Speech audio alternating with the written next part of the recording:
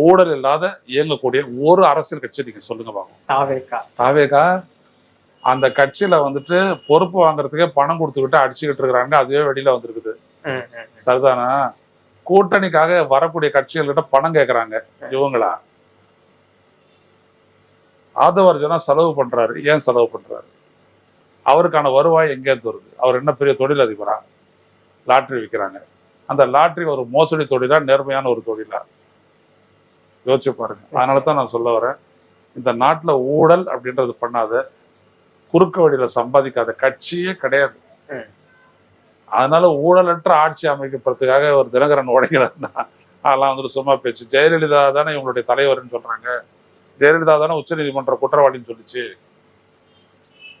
அதனால அதெல்லாம் வந்துட்டு மக்களால ஏற்றுக்கொள்ள முடியாத பரப்புரையது. டிடிவி தினகரன் அவர்கள் 2021 தேர்தலுக்கு பிறகாக அவர்களும் ஒரு கட்சியில் அங்கம் வகித்தால் அது வெற்றி பெறக்கூடிய ஒரு கட்சியாக தன்னை நிலைநிறுத்தி கூட்டணி. ஆமா ஆமா. அப்படி ஒரு நிலை வந்துட்டு எப்ப ஏற்படும் அப்படின்னா, அதிமுக ஒரு பலம் வாய்ந்த நிலையில இருக்கும்போது இவங்களுடைய கூட்டணி சேருது அப்படின்னோம்னா, அது அதிமுக ஓட்டு தான் அவர் பெறக்கூடியதும். அதெல்லாம் ஒன்னா சந்திச்சுட்டா வெற்றி பெறக்கூடிய வாய்ப்பு வரும் தான், இல்லைன்னு சொன்னார்ல. ஆனா பிஜேபியை நீங்க சேர்த்துக்கும் போது இதே அதிமுகனுடைய ஆதரவு குறையுமா குறையாது? மதவாதத்தை ஏற்றுக்கொள்ளக்கூடிய ஒரு மனநிலை கொண்டவர்கள் அதிமுகவினுடைய வாக்காளர்கள், ஆதரவு வாக்காளர்கள், இல்ல நிர்வாகிகள். சொல்லுங்க முதல்ல.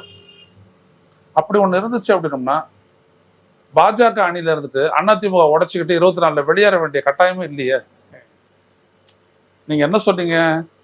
பாஜகவோட கூட்டணி வைக்கிறதுனாலதான் ஒவ்வொரு சட்டப்பேரவை தொகுதியிலையும் 40 to 50,000 சிறுபான்மை ஓட்டுரை இழக்கிறோம்னு நீங்க செங்கோட்டையன் சொன்னாரு, ஜெயக்குமார் சொன்னாரு, எல்லாரும் சொன்னாங்க. அதனாலதான் கூட்டணி நாங்க உடைச்சுக்கிறோம் அப்படின்னு சொன்னீங்க. கடைசியில் அங்கேயே போய் சேர்த்தீங்க.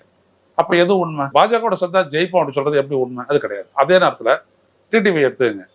டிடிவி உங்களால ஜெயிக்க முடிஞ்சிச்சா? நீங்க கணிசமான ஓட்டு வாங்கினீங்க. நீங்களும் ஓபிஎஸும் கணிசமான ஓட்டு வாங்கினீங்க. ஜெயிச்சிங்களா? ஜெயிக்க முடியல. ஏன் முடியல? அப்போ இந்த மக்கள் உங்களுக்காக ஓட்டு போடுற மக்கள் கூட பாஜகவுக்கு ஓட்டு போட தயாராக இல்லை.